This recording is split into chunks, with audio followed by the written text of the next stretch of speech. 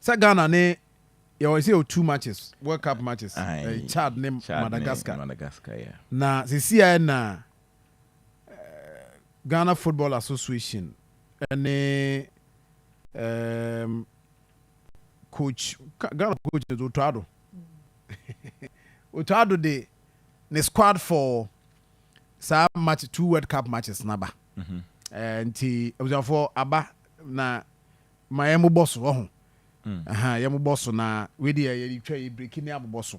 Goalkeepers here Lawrence Atizigi. No mu clubs in the bia na mentima mo. FC St. Gallen. St. Gallen. Switzerland. Joseph Wallacott. Crawley Town. Benjamin Asare. Hey, Ayapa. Accra House of the great. Oh, Accra House of I share what PS and the no. Defenders say Gideon Mensah, Ebenezer Anan, Mohammed Salisu, Jerome Opoku, Alexander Jiku, Jonas Ajete, Razak Simpson, Nations, is another local player. And Kingsley Schneider, Schneider was there. Schindler. Okay. And Kamara Dean. Kamara Dean Mahmudu.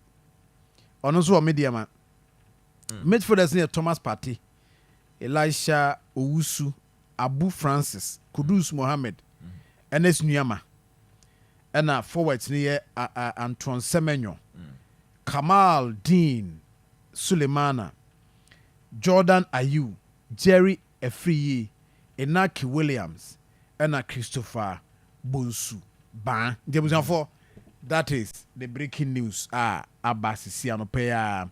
Say Ghana yen squad ye de kobo Chad and Madagascar no eno aba be dru nti we mu na ebe kire si betima qualify na si ntimi qualify ebo no me ensa shia sports team no omo na ebenya bre a breaking it down all that say Pepe Raf ebusia pani no mbetena se na menua Steve so ka ho bi pepa no de atoto fam na wate ase de ya Benjamin Asare wawura mu no ombe records ni nyina clean sheet awanya what you say boy adwuma wa bo ni nyina wo de twen e bo no me nsa twen team ne ba I trust them Pepe I trust them Pepe Raf Stivo abusia pani mi jomudi ombe ma wo breaking it down the akofo mo what you say and that is the breaking news aba CCA ewo yen football mu enso no nti